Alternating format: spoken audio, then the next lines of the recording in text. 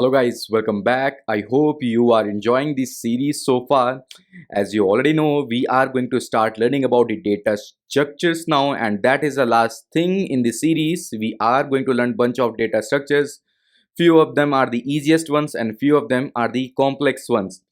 So make sure you are ready with the recursion, time complexity and the classes topics which I have taught you in the past few lectures. Okay, because if you don't understand them, if you don't know about them, then attending these lectures is completely a waste of time for you guys. You will not understand anything whatever I will explain in the upcoming videos in this series.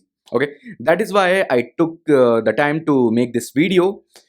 In case if you are not aware of these particular topics which I have just mentioned, then go watch them, take the notes and be clear with those topics. Otherwise, you will not understand anything, right?